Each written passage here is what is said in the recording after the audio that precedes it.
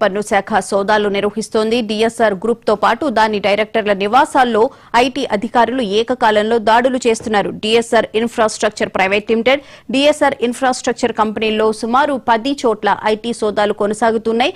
గత 5 ఏళ్ల పన్నుల చెల్లింపుల్లో భారీగా అవకతవకలు జరిగాయని ఐటీ అధికారులు అనుమానిస్తున్నారు. ఈ మేరకు పన్ను చెల్లింపుల రికార్డులను ఐటీ అధికారులు పరిశీలిస్తున్నారు.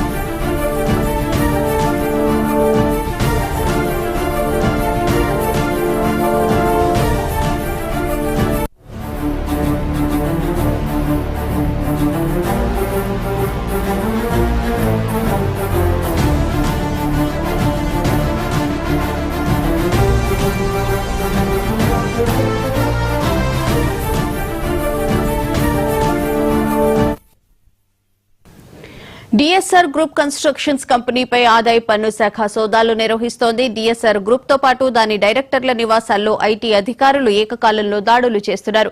DSR infrastructure private limited, DSR infrastructure కంపెనీల్లో సుమారు 10 చోట్ల ఐటీ సోదాలు కొనసాగుతున్నాయి.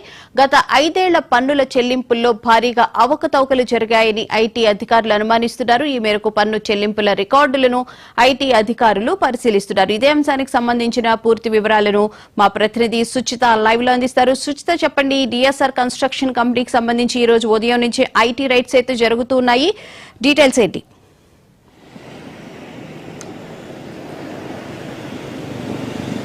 ఎస్ భువన గారు, ఈరోజు దాదాపు పొద్దున 6 నుంచి అయితే డిఎస్ఆర్ ఇన్ఫ్రాస్ట్రక్చర్ ప్రైవేట్ గ్రూప్స్ వీళ్ళకి సంబంధించిన సంస్థలన్నింటిలో కూడా, అలాగే వాళ్ళకి సంబంధించిన ఓనర్స్ అలాగే మేనేజింగ్ డైరెక్టర్స్ ఇళ్లలో కూడా సోదాలు అయితే జరుగుతూ వస్తున్నాయి.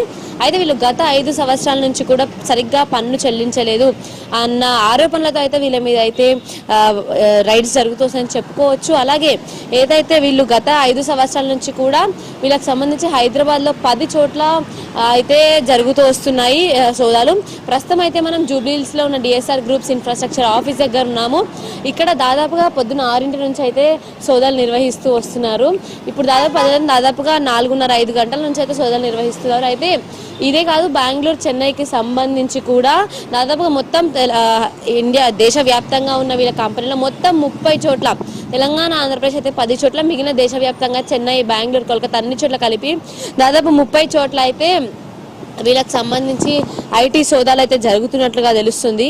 DSR infrastructure private limited, DSR infrastructure కంపెనీలో అయితే సోదాలు జరుగుతూ వస్తున్నాయి.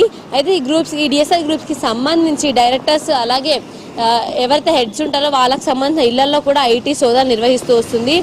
గత 5 సంవత్సరాల నుంచి సంబంధించిన పన్ను చెల్లింపులు ఏదైతే ఉంటుందో దాని మీద చాలా అవకతవకలు అయితే ఉన్నాయంటూ వీళ్ళ మీద ఉన్న డౌట్తో అయితే వీళ్ళైతే ఐటీ సోదాలు చేశారని చెప్పుకోవచ్చు.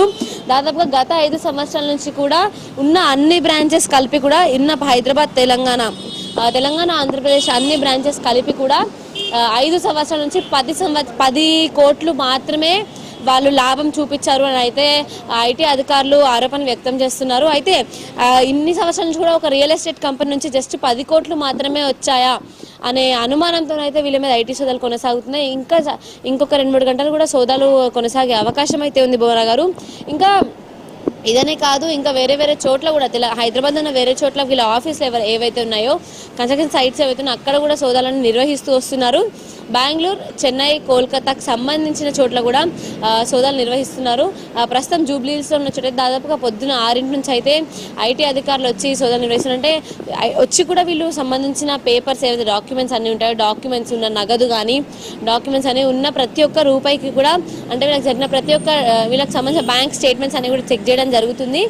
అలాగే 5 సంవత్సరాల నుంచి కూడా వాళ్ళు క్రెడిట్ అయిన డెబిట్ అయిన ప్రతి ఒక్క రూపాయికి కూడా వాళ్ళు లెక్క చెప్పాల్సి ఉంటుంది. ఎందుకంటే 5 సంవత్సరాల నుంచి 10 కోట్లు మాత్రమే లాభం చూపించారంటే తప్పకుండా అవకతవకలు జరగకుండా ఉండే పరిస్థితి కాదు. తప్పకుండా అవకతవకలు జరిగాయి అన్న కోణంలో అయితే ప్రస్తుతం ఐటీ అధికారులు అయితే రైడ్స్ చేస్తూ వస్తున్నారు. ఇంకో 2-3 గంటలు అయితే ఇది కొనసాగే అవకాశం కూడా ఉంది. Right, thank you Suchitha.